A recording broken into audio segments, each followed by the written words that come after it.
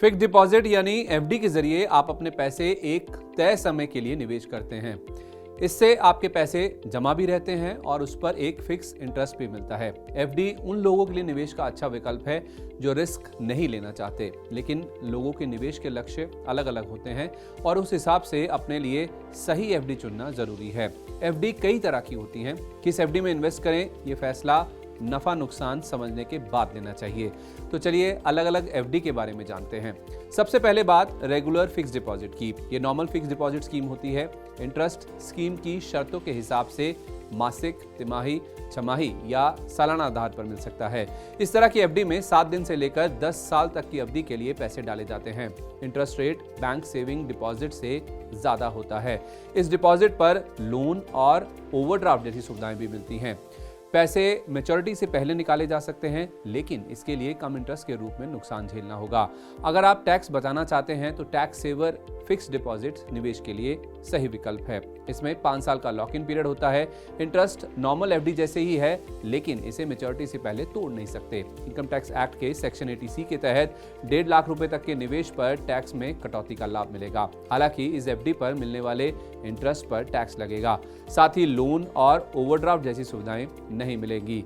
एक ऐसी एफडी भी है जिसे खोलने के लिए आपको बैंक जाने की जरूरत नहीं होती। इसे डिजिटल फिक्स डिपॉजिट कहते हैं। इस एफडी में ऑनलाइन केवाईसी कराने से लेकर पैसे डिपॉजिट करने और पैसे विड्रॉल जैसे काम ऑनलाइन होते हैं। अब बात री इन्वेस्टमेंट फिक्स डिपॉजिट की। इस पर मिलने वाले इंटरेस्ट को फंड में ही री इन्वेस्ट कर दिया जाता है। प्रिंसिपल अमाउंट इंटरेस्ट के साथ मैच्योरिटी पर मिलता है। इस तरह आप प्रिंसिपल और री इन्वेस्ट किए गए इंटरेस्ट दोनों पर ब्याज कमा सकते हैं।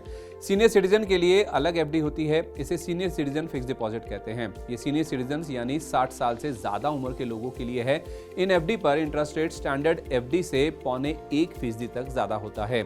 एक और एफडी है जिसे फिक्स डिपॉजिट प्लस कहते हैं। इस एफडी स्कीम में निवेश जितना ज्यादा होगा, रिवॉर्ड उतना ही ज्यादा मिलता है। इसमें रेगुलर एफडी की तुलना में ज्यादा इंटरेस्ट मिलता है। निवेश के लिए जरूरी मिनिमम अमाउंट ज्यादा है। इस एफडी को समय से पहले बंद नहीं कराया जा सकता। निवेशक के पास सिंपल इंटरेस्ट और कंपाउंड इंटरेस्ट के बीच चुनाव करने का विकल्प होता है।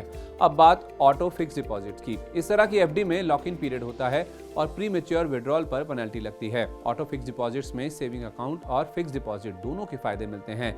इसमें आपको अपने सेविंग्स अकाउंट में एक तय अमाउंट रखना होता है और बाकी के पैसे ऑटोमेटिकली एफडी में चले जाते हैं, जिससे आपको ज्यादा इंटरेस्ट रेट मिलता है।